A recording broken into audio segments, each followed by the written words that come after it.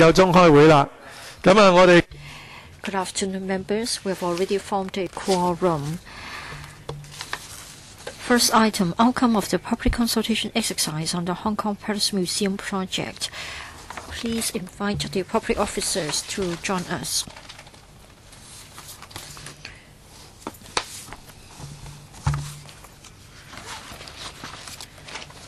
Relevant papers have been sent out to members, so I would like to invite the representatives from both the administration as well as the West Kowloon Cultural District Authority to come into the conference room. Dr. Helena Wong, please switch on her mic. Thank you, Mr. Chairman. I think you know that, and I have also reflected the opinion to you directly. Someone from the cultural sector have asked for a public hearing on the question of the Hong Kong Palace Museum project, both the design and construction as well as the public consultation exercise. Probably they have talked to you and other members.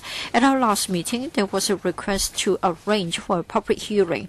I don't know what has happened, and today we've only got the administration as well as the WKCDA representatives. I don't know why. It's not a matter of you don't know why. I think everything is clear. It is in writing. Some have asked for it, some have said that there's no need for it.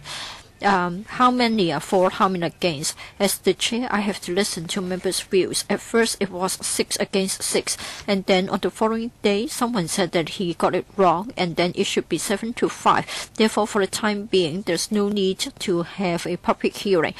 6 against 6, and then 7 against 5. Has it been put in after the expiry date? I still regard it as 6 to 6. Strong views, right? It is not yet the majority. Mr. Chairman, please cite which rule to say that we must have the majority's view before we have a public hearing. I've looked at the previous practice of the chairman. We haven't got the majority of members. No, we haven't got a rule to say that we must have the majority's wish to have a public hearing. If so, please identify the relevant rule. I don't want to have an argument with you here. Well, we have to make it clear. For all panels, we have had public hearings, and we have never been asked to have a 6 against 6 or half-half before we can get a public hearing. How come that you're banning a public hearing? No, I'm not banning it, but why are you not having it?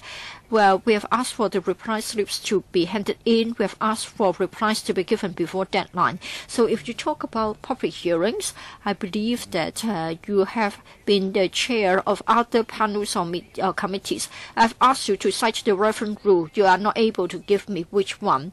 Now you're saying that some other members who didn't reply would very much like to have a public hearing. This morning, the cultural sector called me saying that they have got 8 of them wishing to come, very much wishing to come. Would you like to reopen your discussion? I will take up the matter with the Secretariat after the meeting. Now, I just want you to discuss whether you want to create a precedent. Now, I have been adhering to the rule that we should make a decision by the deadline. If you want to have it both ways, no, Chair, I think you have created a very bad precedent. This is the 5th year of my membership in the LegCo. I've been here for a longer time than you. I've never heard that we need the majority, over half of the members wishing to have a public hearing. Otherwise, you don't need to have a public hearing for cigarettes or live poultry. This is only my first year in the LegCo, but then you rejected the wish to have a public hearing concerning the sale of live chickens. I wondered why. As the deputy chair, I didn't know about it. I've given the decision power to all members. Now you are saying that when you chaired a meeting, you could have the final say. If you want to have a discussion about panel matters, let's take it up at the Food Safety and Environmental Hygiene panel. I don't see any justification why you can stop organizations coming here to speak. Moreover, I would like to get the view from the administration. Now, What about the consultants' reports? Why can't they be submitted to us for our perusal?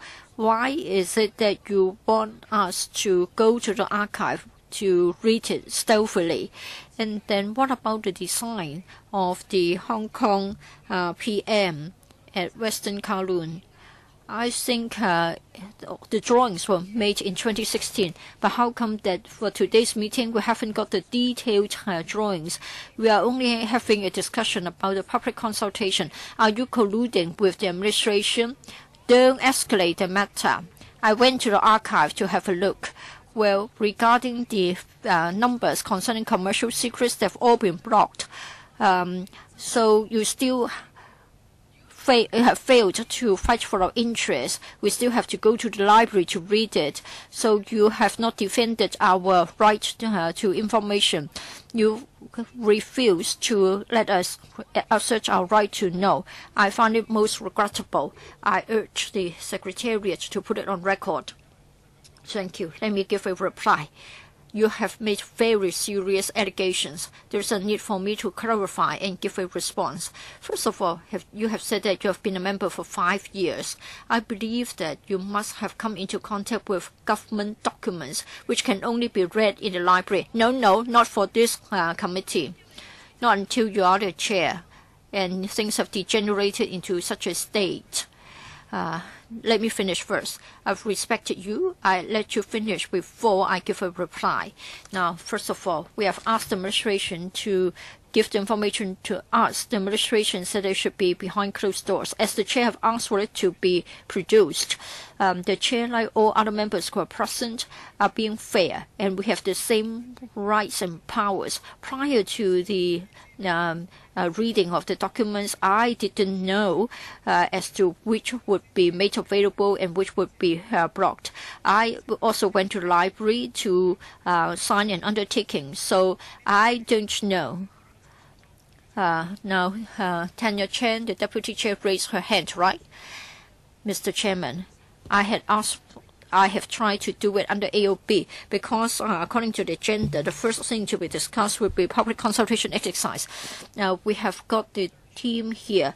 One of them may not be totally relevant because he is from the consumer search group for the briefing.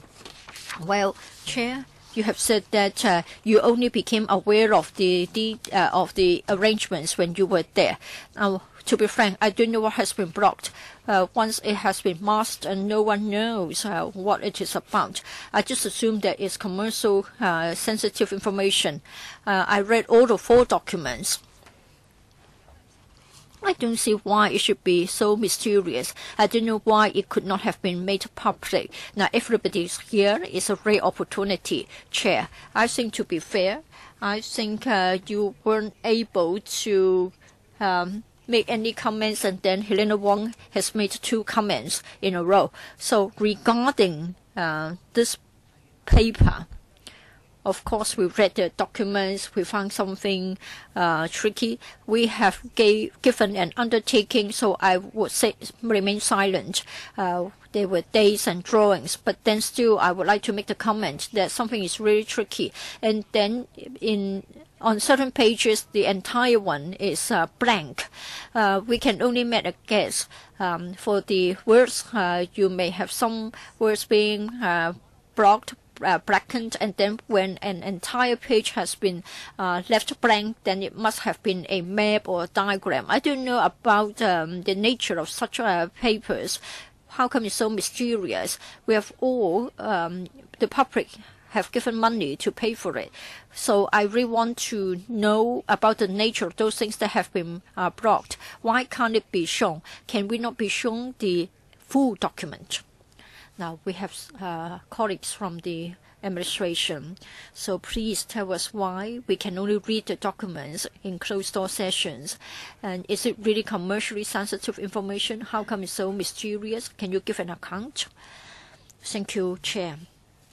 Regarding the 4 consultants' papers, at the House Committee meeting on the 6th of January, we mentioned the 4 papers. We understand that some of the information is commercially sensitive. At the end of the day, what can be shown and what can't is a matter with the WKCTA. So perhaps I should defer to Mr. Prescott, and he can tell you why some of the information has to be brought, because all four are from WKCTA.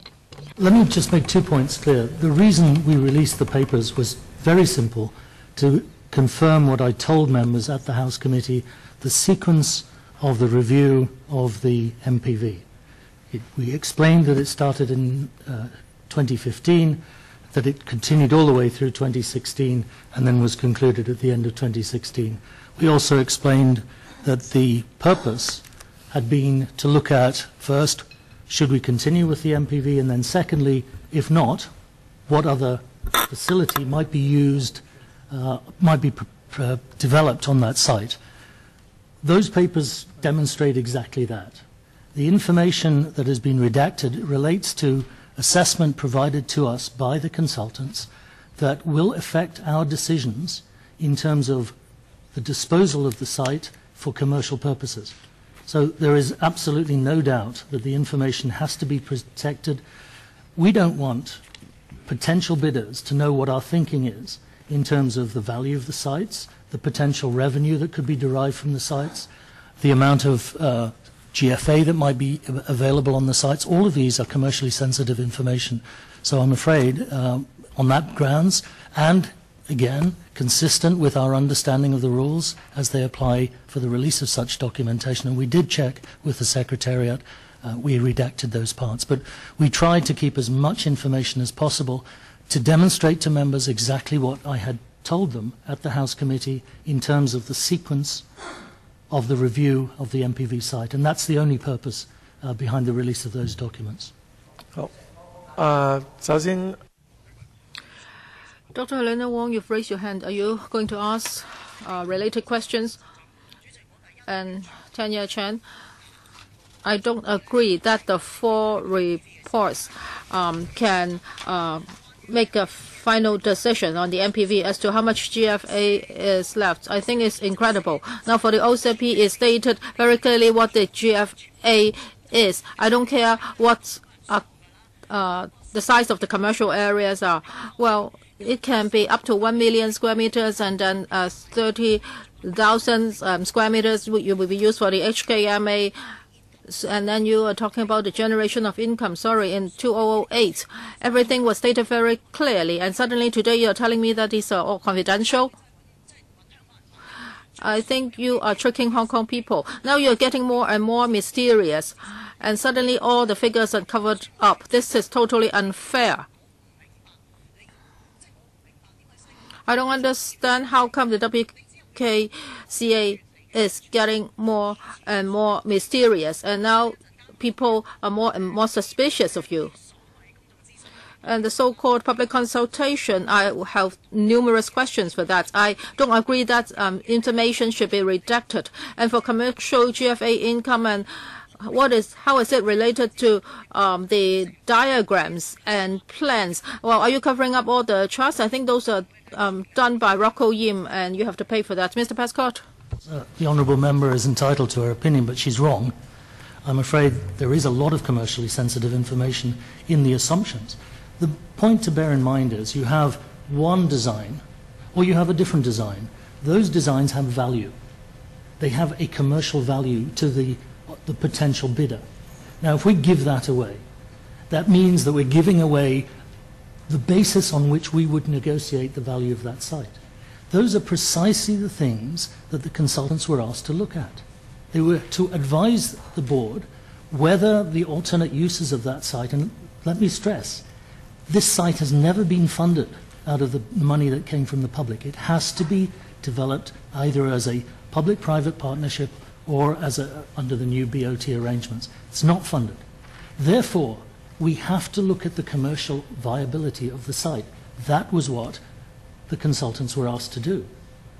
In doing that, of course, they have to do conceptual drawings. Those become sensitive as well because they dictate the coverage of the site, the balance between one use or another use or a third use. These are the sort of things that a consultant has to do. We could not do that ourselves.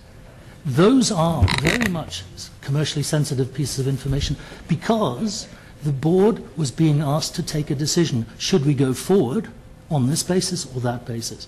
Those are balanced judgments. That's why you go out to a consultancy. 主席，好簡單，講一句。 I'll just say one thing. Now, if we exchange like this, it's unfair to the public. Now, they should cover up all the commercially sensitive information and show everything else to the public. Mr. Pascoe, I'm completely baffled. You can't use just one word. Oh, it's sensitive and everything. It's up to your board to decide what is public and what is not. You talked about the assessment of the consultancy over the plan of the thing that will affect your decision, and you talked about the expected revenue from the project and GFA. I thought, indeed, the GFA is already public knowledge, or are you conducting some re-evaluation of the GFA? And you're saying that because it's not funded, so nothing is up for access to the public. That's not a fair remark at all, because that piece of land is certainly public resource. Mr. Chairman, if I may respond? Okay. Thank you. Let me deal with each of those points first. Commercial sensitivity arises from the fact that at some stage the board has to take a decision on what use of that site will be. It has to be funded through the disposal of the site. In other words, whoever comes in, be it a developer or an impresario or a construction company, they will have to bid how much money they're going to invest in that site, how much of that money comes back into the board, how much goes into the operation of the facilities. Those are highly sensitive commercial decisions that the individual bidder has to take. Now, shouldn't public interest override? You cannot take a view on a commercial issue in the full glare of a public discussion. That's not the way these things work. Even government does not give you the figures on the upset price for a particular land disposal. That does not happen. If you ask the Director of Land to come down here and say, what's the value of the Murray Road car park site before they sell it, they won't tell you. That's the way it works. It has to be sensitive because the value is in what the developer decides. In order for us to decide which way to go forward, I have to give the best advice I can give to the board. Should we do an exhibition centre? Should we do a museum? Should we do an artist space? All have a different value. And we have to give an assessment. All the consultant is doing is giving us an assessment. Sir, with due respect, you're practically telling this committee that from now on, one word, sensitivity, can cover up any government secrets. It's two words, commercial sensitivity. 我哋再請其他議員表達。Okay, 佢未答我嘅另外兩個 point. He hasn't replied to the 2 points. Is set in terms of the overall site, but within the site, of course, there is flexibility for us to adjust the GFA in accordance with the requirements of the development. So again, yes, that is something that we look at. Whether we put GFA from one area into another is a consideration for the board. See, 黃碧雲議員。 there you are. 主席啊， Chairman, we've heard some stunning information. First, as I said just now, for the PM now is becoming more and more mysterious. And why do we have to build the Palace Museum? And the government has covered up a lot of information. And now the government is not giving us all the information. You are saying that it's commercially sensitive. Well, actually, I have looked at your 4 reports. I spent several hours on them. You have redacted a lot of information. You have covered up many of them. So it's just like the Lamma Island marine tragedy. No, you've redacted all the GFAs and other information. So how come you cannot give us more information today? When you talk about development and everything should be kept confidential, then how are we going to discuss the next item? That is the integrated basement. So for the WKCD projects, you are not coming to us for funding. How about the basements? Shouldn't we know more about what you are going to do? You are talking about BOT. Even though you adopt the BOT approach, you have to give us all the information, including the financial information, the design of the Palace Museum, etc. Now, the WKCDA and the government have all the information, but members and the public are in the dark. So how can we monitor this project? And we are talking about tens of billions of dollars. And for KITEC, for the DBO, we are talking about $21.9 billion. If all these are commercially sensitive, so does it mean that we should turn a blind eye to all of these projects? Okay, Mr. Pascoe or the government? Sure, I can respond to a statement like that. I try to provide as much information as I can, but at the end of the day, I have to protect the interests of the board. That's my job. I'm the CEO of the West Kowloon Cultural District Authority. Then who is going to protect the interests of the public? Well, I believe the board protects the interests of the public. OK， 好。陳志全議員。Mr. Ray Chen, now you are saying that the information is commercially sensitive, so that's why they cannot be disclosed to the public. I think that's regrettable. Now we are thinking about public interest, and we have to safeguard the interest of the public. We have to monitor the government, and now you are using this excuse. Now, Carrie Lam did come to this meeting as the chairperson of WKCD, and now Matthew Cheung is not coming because he's not familiar with WKCD matters. So Mr. Pascoe says that the board thinks that this information is commercially sensitive and it should be hidden from the public. So all this power should be given to Mr. Pascoe. First of all, I have to clarify. Mr. Matthew Cheung did come to this meeting on the 21st of February. He did come to talk about the financial arrangements. As for WKCDA's handling of the 4 consultancy reports, well, on behalf of the WKCD, we have submitted the reports to the Secretariat, and we have promised that we will assist the WKCDA in doing so. As for WKCDA, it would assess as to which information is commercially sensitive. So we will have to respect the decision of the WKCDA. Well, for WKCDA, if they think certain information is commercially sensitive, it doesn't mean that they are only protecting the interests of the board. Now, if all the commercially sensitive information are disclosed, and if in the future the bidding result is not conducive to WKCD, then the commercial viability of the project will be affected, and the bidder may be getting more profits than expected. That is not in the public's interest. So we have to be satisfied with the judgment of the WKCDA. Mr. Abraham Sheikh.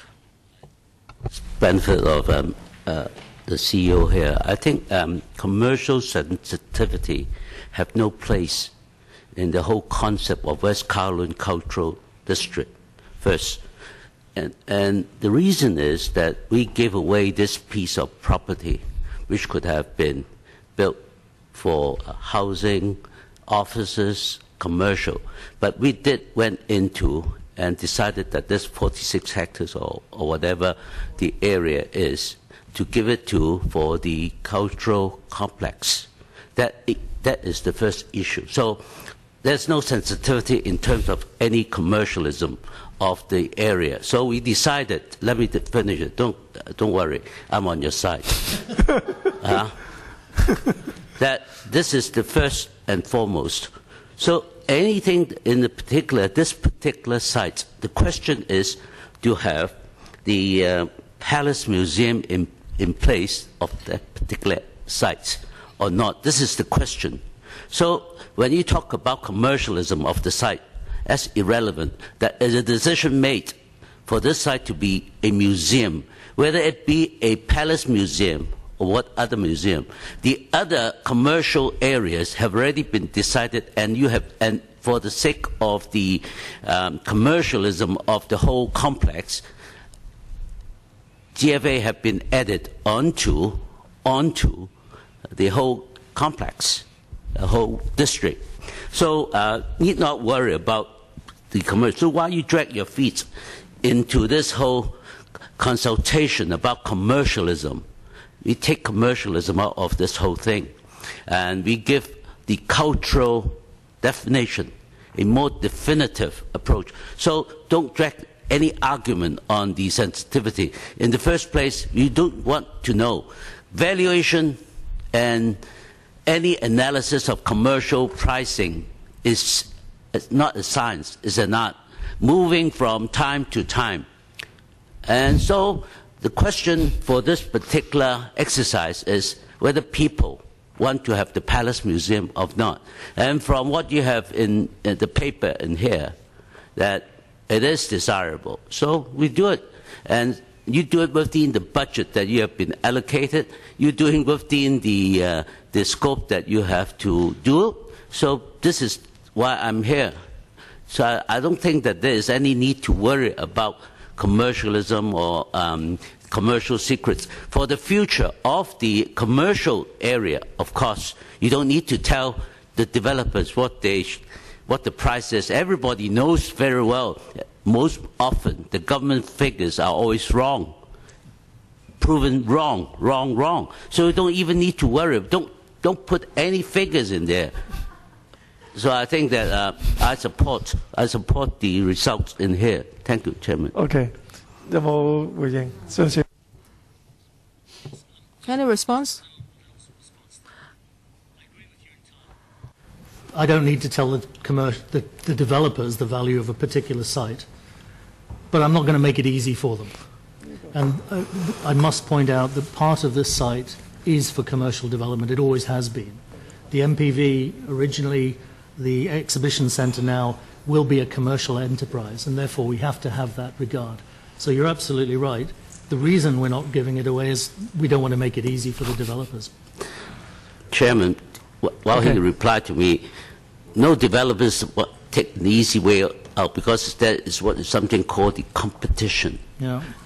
The government has always been low on the list of intelligence when it comes to making any guesstimates. OK， 嗱，我哋明白到大家都 Yes, we understand that you are all very concerned about the documents, and we have a number of issues to discuss today. So I'll just give you a little bit more time. Well, can the government communicate more with the WKCDA? Well, if you think certain information is commercially sensitive, then you can do what you want, but for the non-sensitive parts, maybe you can give that to us. 帶咗你意見先。 Some other members would like to speak as well. Be brief. Kenya Chen. Yes, I'll be brief. I cannot see any reason that the papers cannot be made public. Of course, we can have the opportunity to make comments on the papers, and the citizens can also comment on them. I'm afraid that they will say, yes, the documents can be produced, but no discussion, please. So first of all, who made the decision against keeping it confidential? Is it Mr. Prescott? Are there guidelines? Is there a scope as to which part should be redacted? And then for the public and for the lawmakers, now we have been reading it in secret. What about making it public? Mr. Prescott and also the PS. Chairman, as I said, we provided it for the members on the terms that we were allowed to do, so that's about as far as we can go. Then it's not making it public. It seems that you do so with great reluctance. PS. Any reply? Thank you, Chair. As Mr. Prescott has said, the original purpose of making them available was that for the sake of building the Hong Kong PM, the performance venue will be taken away. So we'd like to provide information to prove that as early as 2015, the board has already decided not to go ahead with the MPV, and then there should be a multi-purpose exhibition center. And later on, the idea emerged that is to develop the Hong Kong PM. So the purpose is to prove this point. Now, members would like to get more information in relation to the commercially sensitive information. We have reservation. We agree with the board that some information should be held back. Now, some members may want to understand more, or you would like to get more information on a confidential basis. We can reconsider it. We want to have an inquest for the sake of the public interest. It's not a matter of curiosity. Now, the MPV will be gone. Now, we have MPV and Exhibition Center in the past. In 2008, you got $21.6 billion from us. You told us that those two venues will be profit-making. Now they are one of them will be gone. So it is only to be fair. Now you show it to us, Tanya. Well, it's enough, right? Shh, don't talk about it. Do you think that is fair? Claudia Mo. I will be brief. Mr. Prescott has said that the board represents the interests of the people of Hong Kong. I don't think I can agree with him. I think we know that the board's chairman is the CSA. And then whenever we talk to Carrie Lam, she said that she would go back to talk to the administration. Now, you raise your eyebrows, right? I understand that district councillors, lawmakers, etc. have been appointed to sit on the board. But what about Tanya Chen, Ray Chen, myself are not on the board, the others are on the board, and at the same time you're saying that the board is representative enough. So please take a look of the structure, please take a look of the composition of the board. It is a matter of hypocrisy. Mr. Shiu. I don't think I can accept the excuse that it is commercially sensitive and it cannot be made public. I gave an undertaking. I read the documents. I can't say what I have read, but it's a painful process because it was not interesting at all. It's difficult to digest. Like what Tanya has said, it is not a matter of satisfying our curiosity and it is something that we can make a gain. No. Rather, we want to share the information with the public.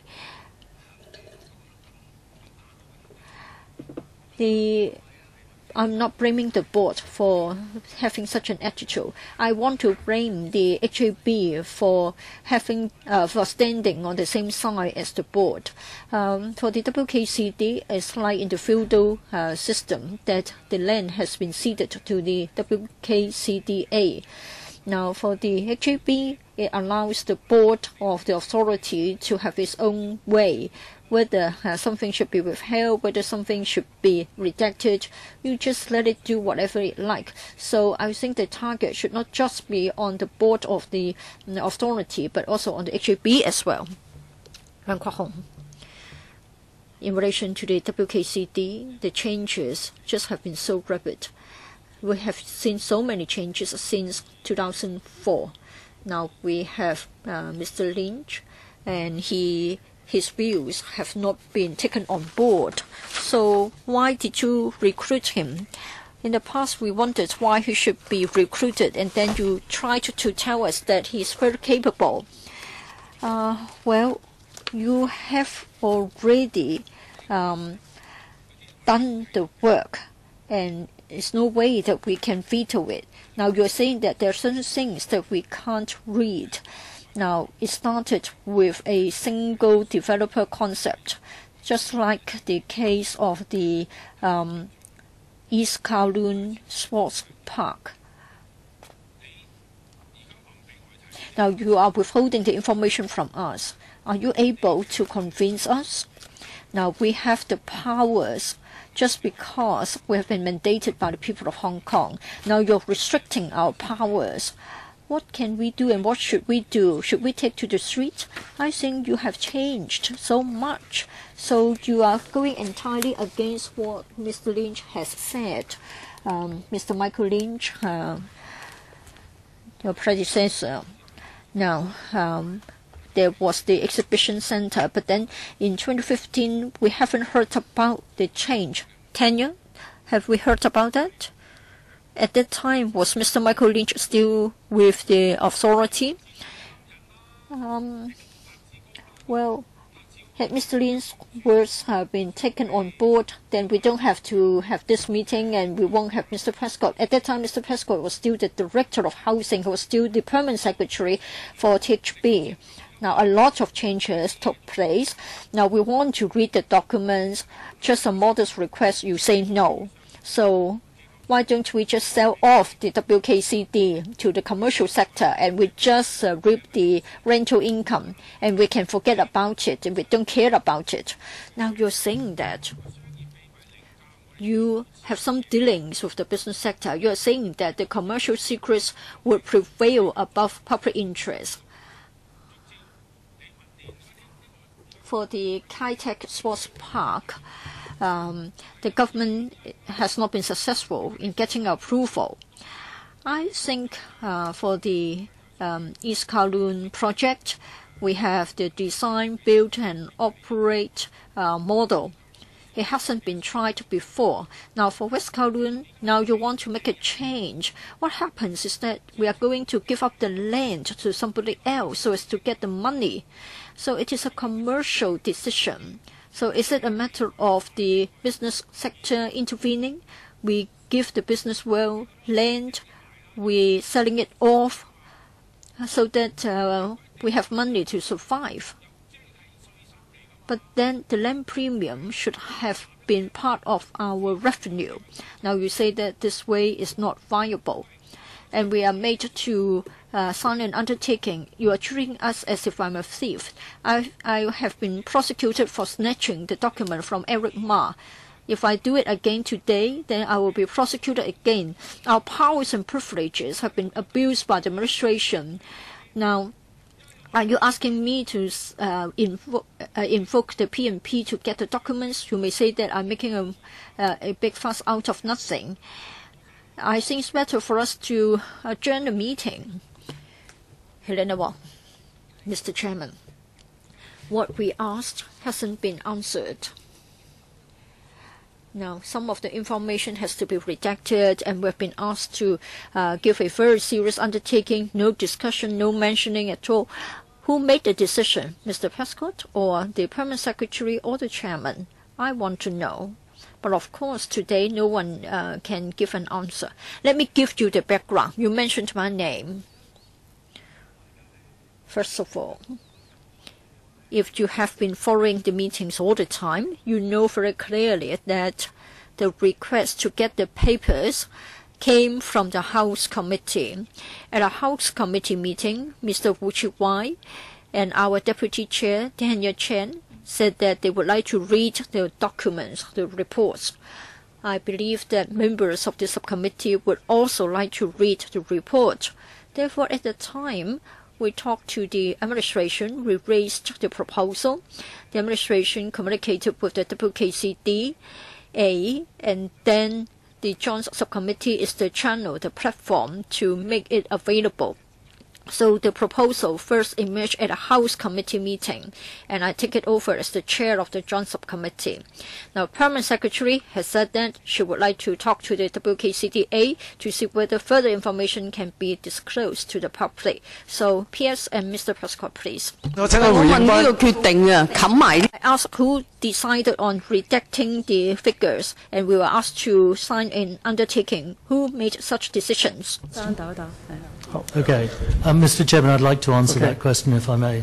The decision to release the papers was taken by the board. The decision on the redaction of the papers was taken by me in consultation with our lawyers.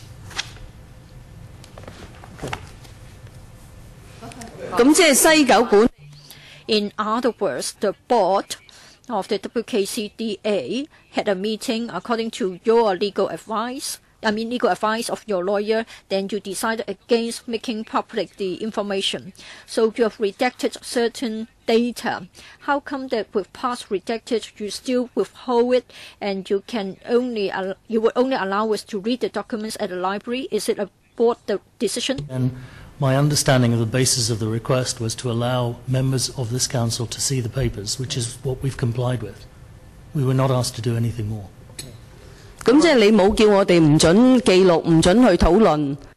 No record, no discussion, no photocopying. Isn't it not your decision?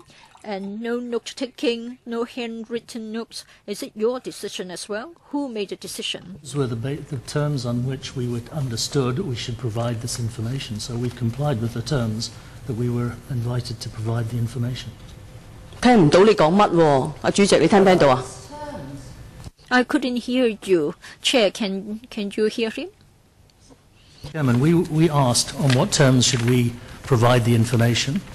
We followed the precedent for providing information that I understand the Legislative Council has used in the past, and we just complied with those terms. 明白。主席啊，主席 Chair, never have we asked for documents to be placed in the library, read only, no note taking, no discussion, no photo taking. I want to know which rule applies, and have our colleagues ever been consulted? And what about the subcommittee members? Yes, I've asked the administration to explain. The Permanent Secretary has said that in the light of members' concerns today, and we're going to collect your views, we'll write to the administration, and on this matter, we'll urge the administration to talk to the WKCDA so as to make the report available to members of the Joint Subcommittee. P.S. Anything to add? Chair. As the HAB, we have been looking at previous practices of the Legislative Council. They will refer to the WKCDA. The WKCDA considered them, and eventually they came up with the arrangements as stated in the correspondence with the LegCo. Let me finish, Mr. Leung. Today, we've heard your strong views. We'll go back to discuss with the WKCDA again. While not affecting the future tendering exercise, we'll try to see if we can provide more information to you. It's a matter of a choice. If there is indeed a commercial element to be considered. If you are willing to read the documents on a confidential basis, certain redacted items may be released to members, but still to be read on a confidential basis. It's a matter of making a choice. I hope I can explain the arrangements to you. Well, for the power companies' arrangements, I think similar arrangements have been made, and they involve commercially sensitive information. But it's a bit different. So I will collect the views from members. We will write to the Bureau, urging the Bureau to take up the matter with the authority, so that whatever that can be made public will be made public in the form of a report to members. Well, I think the current arrangement has prevented us or restricted us from having a discussion. Let's go back to our agenda. Outcome of the public consultation exercise on the Hong Kong Palace Museum project. So we'd like to welcome Mrs. Betty Fong, PS for Home Affairs, Mr. Pascott, CEO of WKCDA, and also Mr. Robert Lee, Director, Consumer Search Group, and the WKCD team. First of all, let us ask the administration to take us through the analysis first. Due to time constraint, we just want to report to members that on the 6th of January, we had a House Committee meeting, and we said that we're going to carry out a public consultation. And then from January to March, there were 8 weeks of public consultation. On the 21st of April, we had a subcommittee meeting, and Mr. Pascott said that that afternoon, we will be reporting to the WKCD consultation panel on the outcome. And then afterwards, at a board meeting, members looked at the reports and they agreed to the content of the reports. And the board has also made responses to the public's views. The chief secretary also met the media that day, disclosing the findings of the public consultation. Today we will ask Mr. Prescott and Mr. Robert Lee to take members through the public consultation with the aid of a PowerPoint presentation. Please be succinct.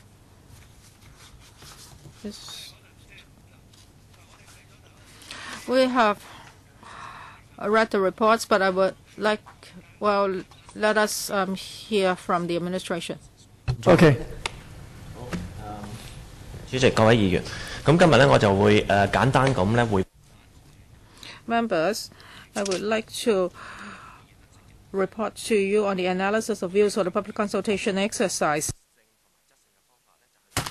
And we have a combination of quantitative and qualitative analysis of views and opinions received during the public consultation period. As for quantitative, there was a public opinion poll through on-street face-to-face interviews. As for qualitative, we had an exhibition at the City Gallery in Central, and we also collected questionnaires. And also from the websites, we also collected views. Also, views were collected at the consultation meetings, sessions, and forums. There were also written and other submissions from the public.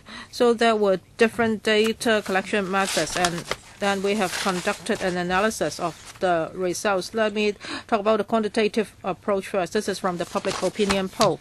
As for the public opinion poll, it aimed to reach out to more members of the public and collect their views on the proposed HKPM project.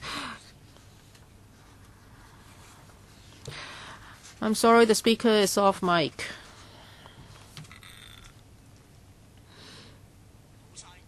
I think it's a waste of time. We can all read the PowerPoints, and I've looked at it n times. I have studied all the information, so can they be quicker? So, Mr. Lee, can you be faster? Well, I'll try to simplify it. We have interviewed 1,805 people. They are above the age of 18. And we have looked at the demographic composition of Hong Kong, and we follow that ratio for our study. As for public views, well, over 80% of them are aware of the proposed project. As to whether they support it or not, 52% are supportive of the project, 14.7% not supportive, 31.9% half-half, 1.4% no opinion. And we would ask them about the reasons.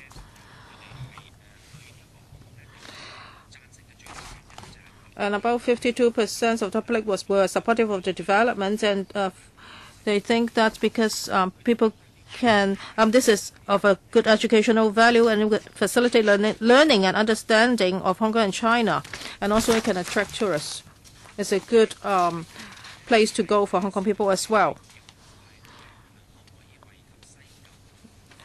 And this is the degree of agreement with the positive impacts of the proposed project. About 60% agreed. That is, this can provide diversified experiences and facilities to visitors. And whether this project will have a positive impact. About half of the public thinks that this will bring benefits to Hong Kong, including cultural, social, and economic benefits. And also we have collected the views from people that are not supportive of the project.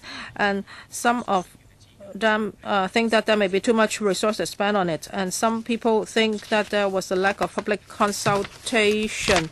2.3% expressed that people could simply and easily go to Beijing to visit the Palace Museum if they would like to enjoy the exhibits and artifacts. And 1.6% stated that there were already a lot of museums in Hong Kong. 1.5% doubted the appropriateness of building the proposed HKPM within WKCD. As for consultation activities, we collected views through different channels. 1,528 valid questionnaires were obtained, and 97 participants of consultation meeting sessions and forums expressed their views. We have also collected 58 written and other submissions, encompassing 123 individuals, associations, or bodies. So through different channels, we saw that the findings were more or less the same as those we collected from the public. The level of support towards the development, most of the respondees supported it. And the reasons are more or less the same as in the public opinion poll. As for those who support, they think that this would benefit Hong Kong's cultural development, and people can have a better understanding of the Chinese culture and Chinese history, and this would benefit Hong Kong's tourism and economy. And for those opposing, they say that they are not sure whether the project had to be built in WKCD, and there is a perceived lack of transparency and public consultation. They are not sure whether the proposed project was needed. In the study, we also asked the interviewees to give us specific views and suggestions on the project, and I'm not going to spend too much time on this. I think up to now, members basically know what the outcome of the public consultation is. So now I will give the floor to members, because we should wrap up this item at 4:25, and I will not lengthen today's meeting. So members, please be succinct. 5 minutes, Ms. Claudia Mo. Everybody, 5 minutes. Claudia Mo, Tanya Chen, Helena Wong, Leung Kwok Hong, Yau Siwing, and Su Ka-chen. First of all, Claudia Mo. Thank you, Chairman. Now for this so-called public consultation and support, I would like to express my huge regret. Now for the HKPM project, first it was kept as a secret, and after an MOU was signed, you have already made your decision. You are just asking people whether they support it or not. What do you mean by that? This is totally fake. Why don't you flush? But for this report, well, Mr. Matthew Chang was so delighted. He said that over half of Hong Kong people supported it, but you have to look at the figures in great details. 47% of the people didn't support it. But now you have decided on building it already. And now you're giving us this report. You just give us figures saying that a lot of people support you. It is a fait accompli. This is regrettable. On the 23rd of December, you signed the MOU. And I remember you said that in half a year's time an agreement will be signed. That's the 23rd of June. We do not have a lot of time left. So you are definitely going to sign the cooperative agreement, right? Yes. As for the public consultation, later on, WKCDA can give you more details. As for the 23rd of December, we signed a MOU, and in the MOU, it stated that in 6 months' time, it is hoped that an agreement will be signed. Well, at the board meeting on the 9th of May, we decided to move forward. That is, we can discuss with the Palace Museum concerning the collaborative agreements. And now HAB, WKCDA, and the Palace Museum are discussing the details of the collaborative agreement. So it is a fait accompli. You are going to build it anyway. Now, previously, you hid it so well. You didn't ask the public and you just signed an MOU without consultation, and now you have such a so-called opinion poll asking people whether they support it or not. We are forcing people to support it. If you ask me why don't we want the PM, well, it's not about the PM, it's about the procedure, due process. Well, first of all, you covered up, you hid it from the public, and now you want to build it big, and you make it such a big issue at the Legislative Council, and eventually you will tell people that the Legco support you. I think this is totally fake. It's a waste of time. You don't need to give me an answer. Ms. Tanya Chen. Chairman, I really like this part of the report. That is paragraph 37 of the report. Now you talk about public consultation, and then under it there is a public opinion poll. When did you decide to carry out a poll? Mr. Prescott? The public opinion poll was always going to be part of it.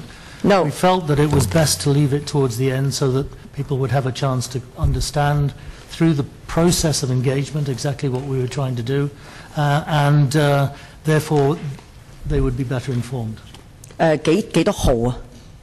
Which date? That you have decided to conduct this, what the 民意調查, what they say, the public opinion. Public opinion. It was always part from the start. 我可以話俾你聽，佢係講大話。點解？因 I can tell you that he's lying because on the 6th of January you said that you will conduct a public opinion poll. Well, on the 14th of February you said that the consultation will be lengthened. You have never mentioned public opinion poll. Here you got some questionnaires from the city gallery, and you see that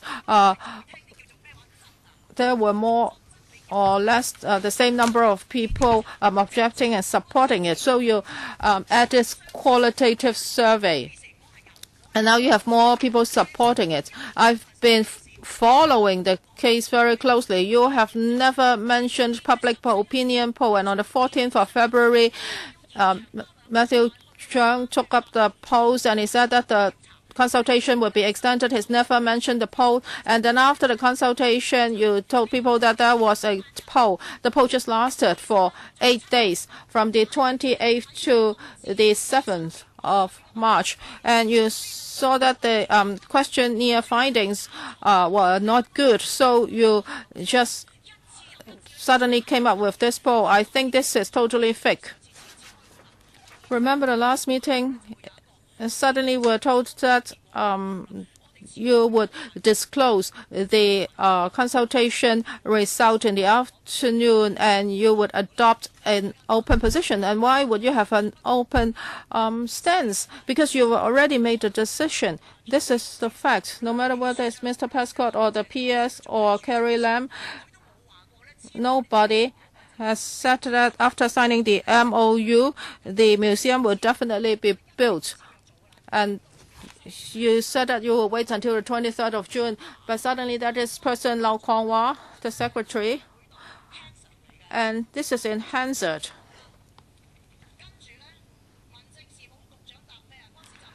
And he said that, well, people asked him, under the MOU whether there's an option of not building the museum. He said that there's no such option. Now, why do you say that you adopted open stance? You've been cheating the public all the time.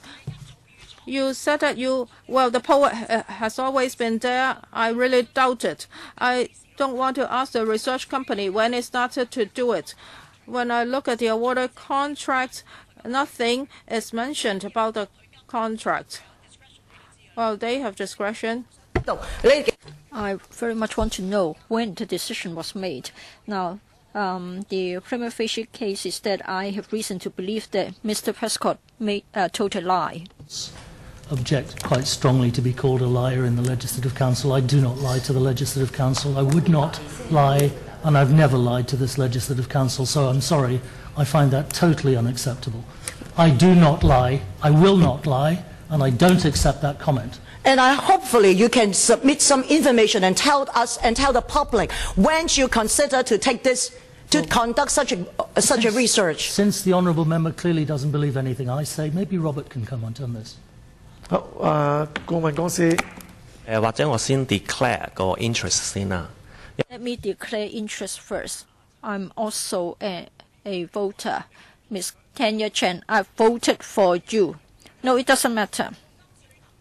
Whether you will vote for me again, it doesn't matter. I don't want to have any confusion. Well, my company is independent. Yes, I read the online information pertaining to our company. Let him finish first. We got the tender, and in fact, it mentioned public opinion poll being one of the possibilities. So on the 23rd of January, well, they looked at our proposals, and then some companies were shortlisted for presentation. On the 23rd of January, at the time of presentation, we were aware of a public opinion poll, and the minutes referred to this. That's the 23rd of January, 13th of January, 23rd of January. So at the time of proposal presentation that was mentioned, I just tell you the facts, what we got.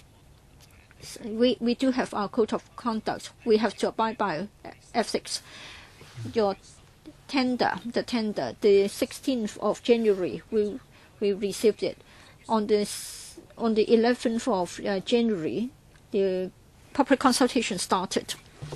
At the beginning, from the start, this was always intended to be part of this public consultation exercise. I do not lie to members. That's not the way I operate. But you haven't mentioned it in any of your press release or documents you have given to the Legislative Council. A standard public consultation exercise, and I've been involved with many over the years, always includes a public opinion survey. It's standard. No, Why would I highlight that as a special arrangement when it's a standard requirement? But you have highlighted other kinds of, for example, like focus group. But you haven't really highlighted this one. This one should form a very important part of your research, right? It's part of all of the formats. We highlight the consultation sessions to encourage people to get involved, of course. OK，黃碧雲議員。係啦。Helena Wong. Mr. Chairman,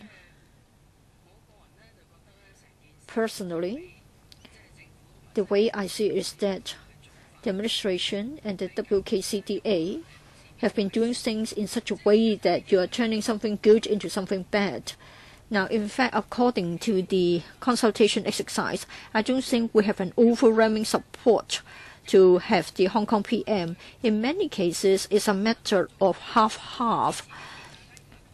How come that we are not able to get an overwhelming support to do something which is regarded as good, that the administration has been promoting as good? This is because you have been hiding something from us.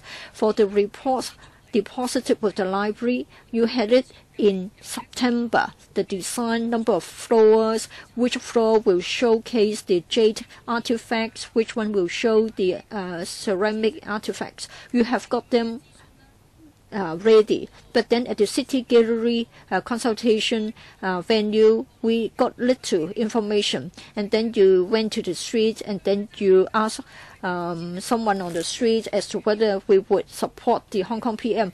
People didn't know much, and then they would of course say yes. So it gives people the impression that you are sort of trying to fabricate it. But in fact, we have 41.5% shown in orange in support. Not support, 34.9%. So they're quite close. So the question is, we are very angry. Chair, we have been angry because we do want to have a public hearing so that members of the public and the cultural sector who are concerned can come up here to tell you more about the Hong Kong PM. Your information should be made public. There should be higher degrees of transparency. When we are fully informed, and then it will be meaningful to ask for a public opinion. Currently, a lot of things are not made public, and when you go out to ask people for their opinion, they said, I don't mind, and then support and not support is half-half. From information to consultation, You have not given us everything. Partially transparent. No public hearings. The chair said that 6 are against public hearings because the government has the public consultation. That's the government's consultation. This is a different forum. It's a different matter.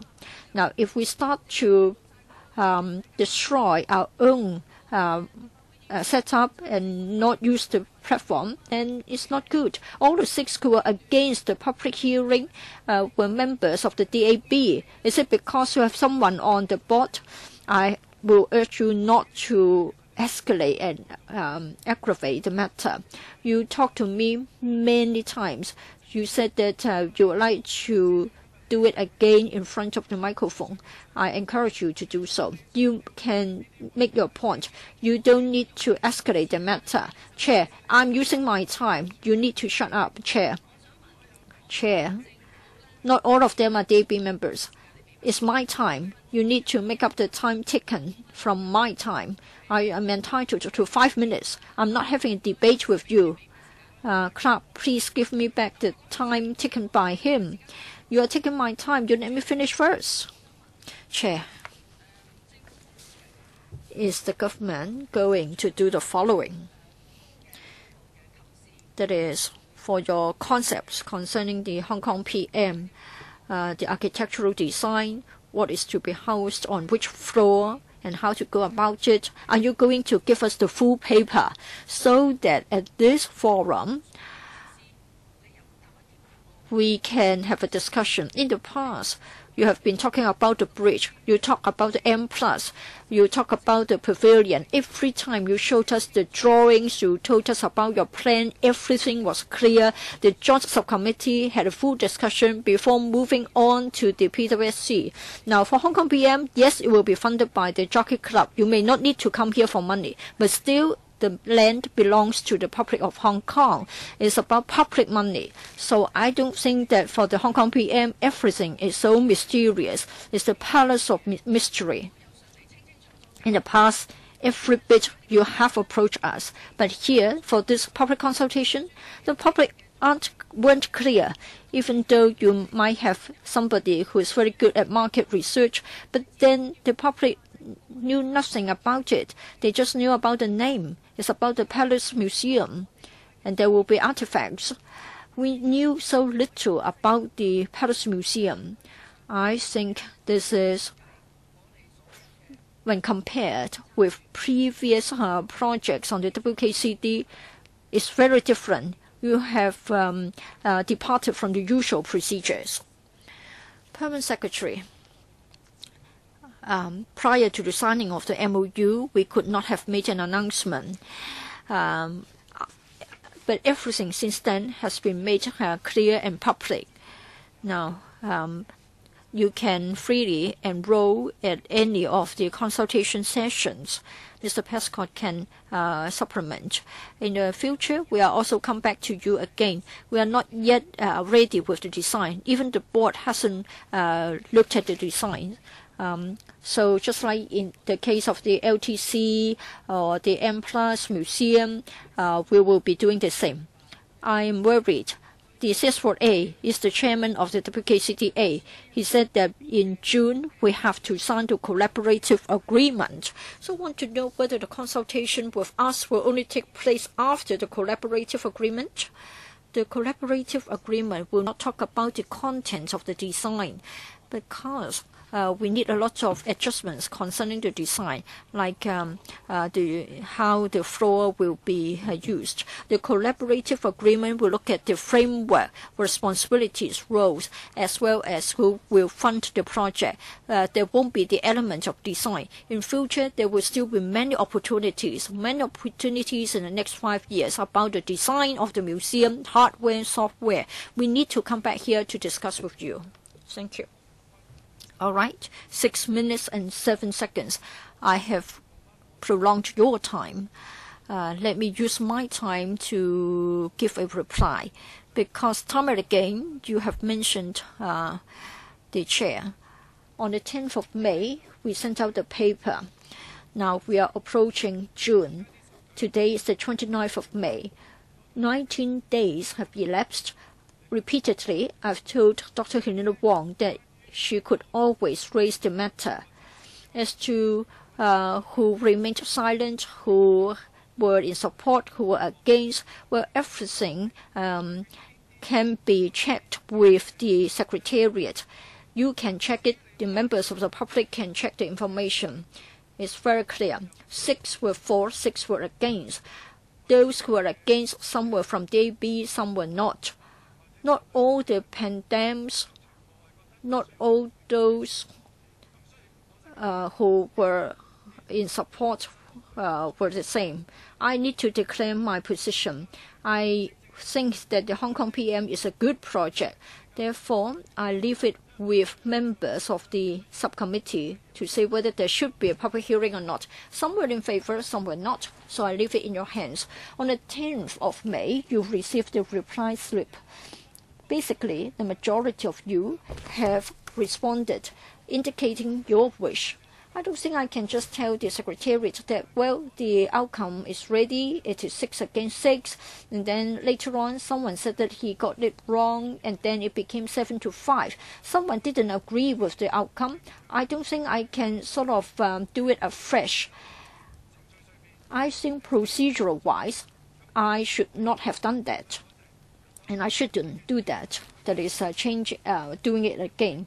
Now, regarding the public hearings, I think some chairman of a panel or committee may make a decision on his own. Others will be like me, that is leaving it in the hands of members. Now, you have responded by filling out the reply slip. Now, we have got the result. I don't think I can overturn it because you have decided. I think it's a matter of procedures. I hope everybody will be clear about the procedures. Leung Kok Hong. Well, I think it's a waste of time when you look at the sideline stories. I agree with you. Now, if it is said that there is a support for the Hong Kong WKCD, we all support. Now, all out of a sudden, during the Christmas holiday, Carrie Lam went up to Beijing. But prior to that, no one has ever told us about the Palace Museum. The idea didn't exist. That's why we have always been spending time on the M+ Museum, and we have asked Mr. Michael Lynch to come.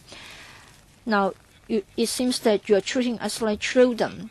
Now, it is about the main theme of the WKCD.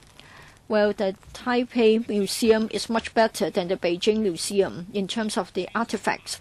But then the architectural design, the Beijing one, the Beijing's architectural design is better than Taiwan's. I think it's a matter about the location. For the pyramids, the pyramid itself is a historical monument. Now, here on our land, you're going to come up with something which is neither fish nor fowl. And it is going to cost us $3.5 billion. You ask people whether it's good to have the Hong Kong PM. Most people don't think, and then they will say yes. Just like going to the department store, on the way out, someone will give you a piece of chocolate. Of course, you won't think and you will just take it gladly. Well, the gentleman, he has voted for 10-year Chen. Have you voted for me? In Central, in a subway station, people have been looking at the Tiananmen exhibition. Have you asked those people whether they support the project? I think many of them would object to it. Somebody have expressed their views on their Facebook. How do you analyze people's views? Well, at such a mega subway station, and there are a lot of foreigners there, and you have an exhibition there, why don't you ask passengers questions? I protested at the City gallery, have you taken my views into account? So it's meaningless to listen to Mrs. Fong. I think she's cheating Hong Kong people. Now Carrie Lam wants to have this gift because she wants to be the CE, so we are forced to accept it. Now you say that before signing the MOU, the project cannot be disclosed. Has Carrie Lam ever hinted that we will be having a world-class museum in Hong Kong? Has she ever hinted us? So we already have an M+, the designs like that, and we also have. You should also have an MPV, and this is in the core of the WKCD, but you've changed it. You changed it in 2015, and at that time we didn't know anything. This is really a waste of time.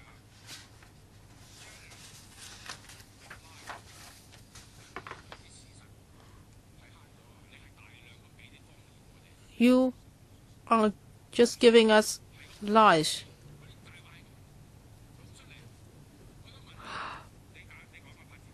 Mr. Prescott, when did you know that there was such a post? And before taking up this post, did you know a lot about WKCD? I think you are just made a scapegoat. Do you really love this WKCD project? Are you kidding me? And Mrs. Fong, are you really interested in the project? You are all cheating us.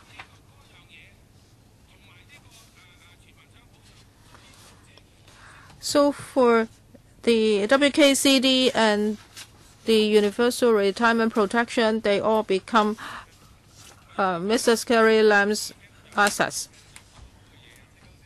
Mr. Prescott? And in March 2015, they said that I will resign. Well, things. I've been involved in this project for 2.5 years directly.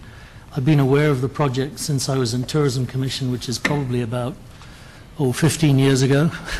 So I'm very well aware of the project. I firmly believe that this project is going to put Hong Kong on the map. I've just come back from Berlin, and everybody is talking about this. But you need to I need to remind you, the failure in the public housing project reminds me your failure. It's hardly a failure when you've got more than half of the public living in public housing, including, I believe, yourself. But since 2003, you stopped building. I think we are digressing. Let's focus on this issue. Mr. Yu Si-wing. Thank you, Chairman. First of all,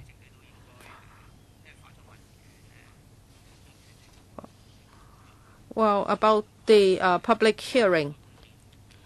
Now, you have to respect the members who object to public hearing. You shouldn't cherry pick. And if you are not happy with the result, you want to start it afresh, I think we have to follow procedures in the Council. So, Chairman, I agree with your arrangement.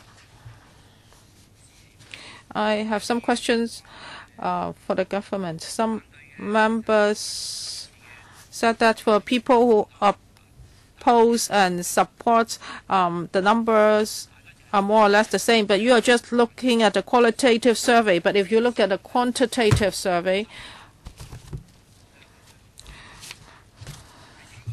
please look at the survey clearly. So for the quantitative one, for the is 50%, 52% that support. Only 14.7% of people objected to it. So that's the public's impression, and there are some other figures. Whether this project will benefit WKCD, 58.3% 58.3% supports and 14.2% oppose.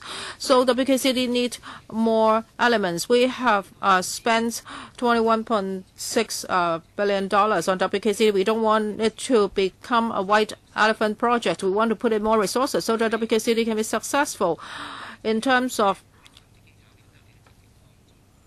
culture and economy.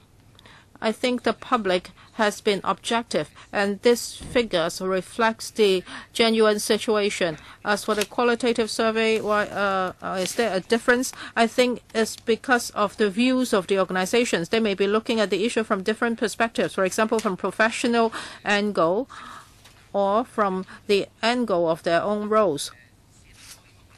So I think we should put more weight on the questionnaire survey findings. I would like to ask the consultant, according to your experience, for this survey, do you think the coverage and the depth are enough? That is, whether it's objective enough. If it's not in-depth enough, if it doesn't cover enough people, then you cannot convince the public. And also in the course of doing it, the WKCDA or the government, have they tried to influence you? Some members asked about the figures. Well, they say that maybe the government's not happy with the figures, so they just ask you to prolong the consultation period, so that eventually you will get a result which is lopsided towards the government. Mr. Lee? Thank you for your questions.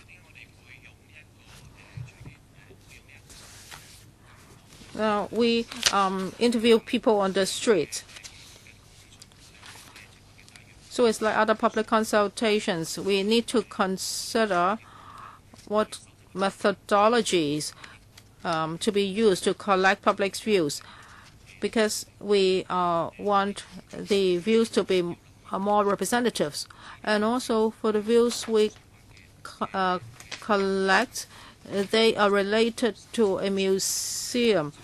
And for people between the age of 18 to 35, they are very important for this survey. But if we use the old method of phone interviews, it's very difficult to contact this batch of people, but their views are very important. So we have looked at the overall situation, and we have adopted a better approach for collecting views. Now, we did this in 18 districts. And when it comes to population, we have also been very careful. We have been monitoring the situation.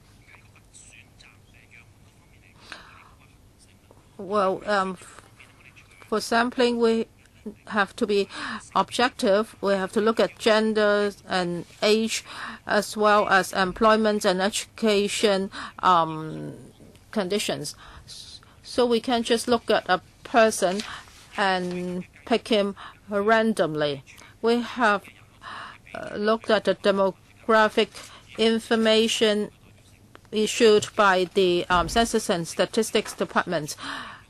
Overseas governments have conducted similar surveys. For example, the Sydney University of Australia, well, a professor wrote a paper in 1990 concerning random sampling, and whether it is more important than a quota sampling. And in the UK, in 2015 and 16, the same methodology was used. So when it comes to the depth of the survey, now because we have already looked at the demographic distribution, so when it comes to the coverage and depth, they were both appropriate.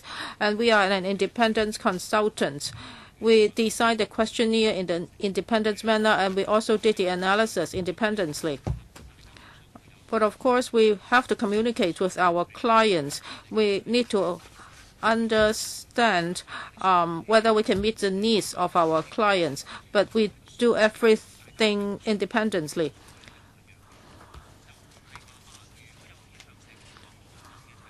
And if you think the figures are lopsided, you say that about 30% of the people would say half-half. So when we designed the questionnaire, we have taken this into account, because if people say half-half, we cannot say that they are support or not. We have supportive, very supportive, half-half, not supportive, etc. So all these options are given to the interviewees. So the design is made this way, so that when people are neutral, they can still have an option to choose. That is half-half. We don't force them to either support or not support the projects. This is the point that I would like to clarify. When we designed the questionnaire, we have taken this into careful consideration. So for the interviewees, they were not forced into polarized choices. So this is the methodology that we adopted. We want to reflect the reality. Members asked about 41%, and you look at this graph. Actually, it's another consultation, and this is also based on the demographic distribution of the Census and Statistics Department. Yes, I also agree that we shouldn't focus on minute issues, but I have a question for the consultancy firm. Mr. Lee said that you conducted the consultation in an independent manner, but you declared your interest. You said that you voted for Ms. Tanya Chen. How is it related to what we are talking about? Would you declare that both you and I are male and we may bump into each other in the washroom? So this is really minute. I have a major question. I think the Hong Kong government is really a failure.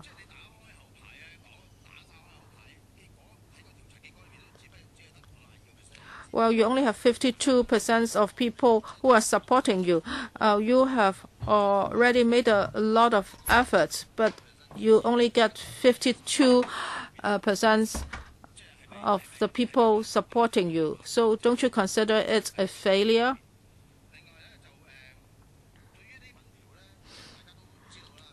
And for opinion poll, well, sometimes you can form public opinion.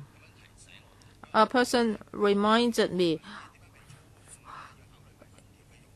he said that you really have to look at the questions and the methodology in a survey and all the details concerning the polls. And actually, this was said by Chen Yunhan. She said that public opinion can be manipulated. Tanya Chen asked you, when did you start to decide on carrying out a public opinion poll? Would it be used for hedging? And you are trying, if you cannot convince us, and then you try to confuse us. I think you have to answer this question. For the opinion poll, of course, you ask for support or not support, but you never ask this question. That is, whether there are other options than having the Hong Kong PM. So you simply ask for the opinion of support or not support.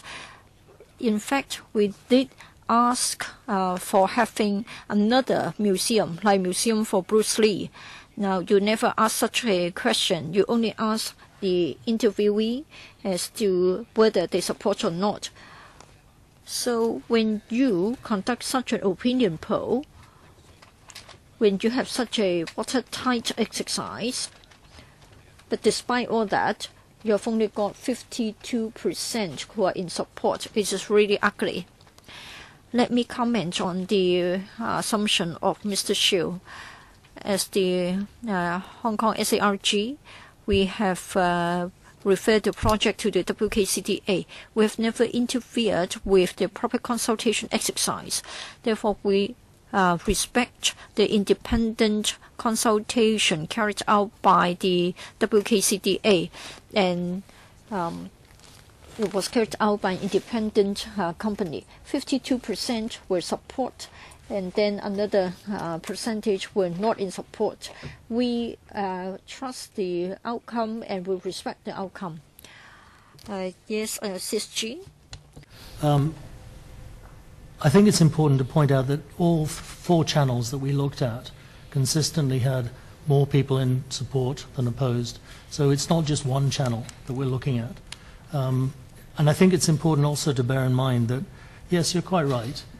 You can manipulate the sort of questions, and had we done it ourselves, we could be accused of that. That's why I passed it on to an independent consultant. We didn't interfere with the way he chose to present the questions because I wanted that Well, Chair, they are emphasizing the independence. But what about the mystery? This is not the first time that we have got it. The same happened to the retirement protection. When the public consultation has been completed, then we are presented with a public opinion poll. Now, you say that other than the public consultation, there was a public opinion poll, and the indication is a bit different. So it is very mysterious. So time and again, we're concerned about the mysteriousness. Mr. Prescott. I have to say, had it been that this was the only one that showed public opinion in support, then perhaps you would be right in your paranoia. But in this case, all 4 channels had the same result. In other words, the majority were in favour. 咁啊，有請陳志全議員。Mr. Ray Chan, thank you, Mr. Chairman. First of all, let me say that I'm in support of having a public hearing to be organized by this joint subcommittee. It is important to do so because we have a lot of question marks regarding the public consultation exercise carried out by the Hong Kong SLG and the WKCDA. So it is worthwhile to have it under the sunlight. Now, if some members want it and many citizens want to come forward, so unless there are very strong views against it, I would say that we need to have a public hearing. We seldom have the minority having to heed the advice of the majority, and of course we should have a debate. Now, I think it's a public consultation after fait accompli. I hope Mr. Lee will answer this question in a moment. Now, if we haven't got any sort of promises, we simply have an open-minded question. Say, if you just ask, would you say that the 2 of them should get married? That's very different from the lady getting pregnant, and then you ask whether they should get married. Or if the parents have already decided on everything, they've also decided on the sum of endowment, etc. When you ask questions under such circumstances, it will be a leading question. Now, I think probably those who responded to your questions would not have considered the location. You just asked whether it is good to have the Hong Kong PM. If you ask me to design the question, I would say, would you like to have the Hong Kong PM on WKCD? You may want the Hong Kong PM. You may not want to have it on the West Kowloon site because that's to be done at the expense of the MPV. Now, the way that you ask your question, I think it might have given rise to a different answer. Now, everything is in your favor, but still you have only got 52%. And then for the qualitative response, just 30-40% only. And for tenure chance, very important question. You have said that for the public consultation exercise, the public opinion poll has been included. But then there is this public perception that you are just trying to remedy it, that it is an either or, it's optional. That is when the figures are not nice then you can have the public opinion poll to get sufficient data to make it look better. Is it like that? If it isn't, then I hope Mr. Lee and Mr. Prescott can tell us more to convince us. It was said that there were things that you couldn't tell us, but do try your best to tell us more. Mr. Prescott and Mr. Lee. And then I'll pass it on to Robert. As I said, it was always the intention to do that from the start. That's why we put it in the invitation to tender for the consultancy. Whether or not you believe me is a different matter, but it was in the invitation from the start. It was always intended to be. And let's be honest, you always do that as part of a public consultation exercise. It would have been very odd had we not done this sort of public inquiry as part of a public consultation exercise. I think then the criticism that I'm hearing would be entirely valid. But we always knew we had to do this. So Robert, would you like to address the other points?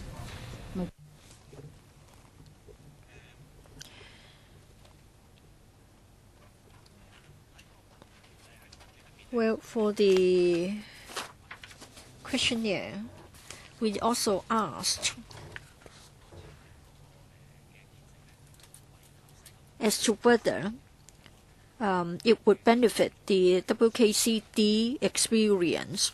In other words, those who answered our questions knew that the Hong Kong PM would be built on the WKCD. 58.3% said they thought it would benefit the WKCD. As to whether we should have asked, should it be somewhere else instead of WKCD, I think by having this question, it will play a supplementary role. I think even when you build a toilet, it will also benefit the WKCD. What about the timing? And whether it is optional, that is, you need not have done it. At the end of the day, you did it. Before we commissioned the consultancy, it was there. So it was always intended to be part of this exercise from day one, as I said in answer to the Honourable Tanya Chan.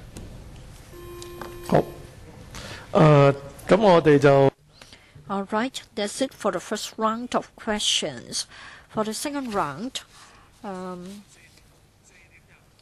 by 4:25, we need to complete this session, so 4 minutes each. Tanya Chen. I'm not really querying Mr. Lee. Well, regarding Mr. Prescott's statement, I still have queries. On the 6th of January, at a special meeting, all the time, the then CS4A said that there would be consultation on 4 parts: design, operation, focus of the exhibition, and educational work. Sorry, Mr. Lee, I fail to see any questions related to those 4 parts. It's not a matter of you didn't have a good design concerning the questions. I don't know when you received the invitation. On the 11th of January, you received the tender. On the 23rd of January, you gave the presentation. We're supposed to start the consultation on the 9th of January. They were not able to have both the press conference and the consultation. It was delayed by 1 day, the 10th of January. So you started on the 11th of January. So you shouldn't get the blame. Well, the invitation has been sent out. When did you decide to do it? Chairman, I start to wonder why, for no reason, there were a 2-week extension. I think that's to fit in the 8-day public opinion poll. You talked about the public activities. Well, at the 21st meeting, members only. I've read all the schedules. By invitation would be those for the landscape, and then another one also by invitation. So I'm trying to follow their order. And then for the TIC again, we couldn't go. Harbourfront Commission again, we couldn't go. And then some are really public sessions. While for others, you need to fill out the enrollment forms. Yes, it is right for you to consult the experts because you should focus on 4 parts. Now, I don't think it was Mr. Lee who designed the questionnaires because it has started well before they were taken on board. So it is obvious that for the questionnaires prepared by Mr. Lee, I cannot see any connection with the 4 areas mentioned by the CS4A. It doesn't matter. I agree that you should collect public opinion. But even on my part, it was on the 9th of March when everything has been completed, then I became aware of it. Mr. Prescott, you said you knew. You said you had the intention. It's your side. But then for the public, we didn't know. It's unfair. Why couldn't you have made it public? We were aware of consultation with experts, etc. We were aware of the city gallery. But then for this 8-day opinion poll, we weren't aware of it. You only told us after it has been completed. Why? Mr. Prescott, please. Regarding the public opinion poll. The 4 parts were covered in the questionnaire. I think members actually have a copy of the questionnaire that was covered. It did specifically cover those 4 issues. And that was consistent with what the Chief Secretary for Administration said. The reason we employed the consultant was for a number of reasons, actually. First and foremost, we wanted to have, again, an independent assessment of the feedback. I think you would quite rightly have criticized us if we'd come out and said we feel this, that, and the other was being represented. We didn't want to be accused of that, so we employed the consultant. In doing so, we also wanted to tap into the consultant's professional expertise to ensure that when, for example, we conducted the public opinion poll, it was done professionally. That was the reason that we approached it that way. In terms of the various sessions, yes, you're quite right. We did want to make sure that the professionals in the different sectors, arts, culture, engineering, architecture, had an opportunity to feedback, but we also opened it up to the public, and there were online registration for sessions. 1 or 2 only. How long is a piece of string? You know, how many of these things can you do? We did also work with a number of different organizations that approached us, that wanted us to take part in events that they organized, not us. So they dictated the outcome, and again, some of those were purely public exercises. Anyone who came to us, we were quite happy to work with and meet. And we continue to do that. In fact, I do want to stress this is not the end of the public engagement on this program. I believe one of the members asked, will we come back? Will we brief LegCo? Will we brief others? Yes. We intend to keep this dialogue going. It's been a good start from our point of view, but it is only a start. We have to continue to have this dialogue so that we can explain what we're doing. And I'm always happy to talk to people. I keep getting requests to come and talk. Happy to do that. Chair, just one word. For the 4 parts, well, I think it is like comparing Andy Lau, the movie star, with Lau Gong-hwa, SHA, Helena Wong. Mr. Matthew Zhang, the CS4A, has said that he's going to sign the collaborative agreement. The Permanent Secretary has said that there wouldn't be something very specific in the agreement. Are you going to show us the draft copy of the collaborative agreement? What will you be signing on behalf of the people of Hong Kong, and how does it compare with the MOU signed by Carrie Lam, the former CS4A? Yeah. That's about the collaborative agreements. Now, for the collaborative agreements, now we are discussing with the Museum Palace and the relevant ministries and departments on the mainland. So we do not have the text yet. And after signing it, it will be made public. Now, for the mainland Hong Kong cooperative agreements, they have all been framework agreements. Now, it would look at the state, the roles of different parties, the responsibilities, the cost for construction, who's responsible for the operating cost, and what will the focuses be for the museum, etc. So Now we are building the HKPM. So what kind of special arrangements will be made by our mainland counterparts? How is it different from what LCSD has been doing? But the documents will be made public in the future. So on behalf of Hong Kong, what will you be fighting for? What will be put in the Palace Museum? So will these be also included in the collaborative agreement? Well, at the House Committee on the 6th of January, the former CS talked about this. Now we adopt a high-level approach.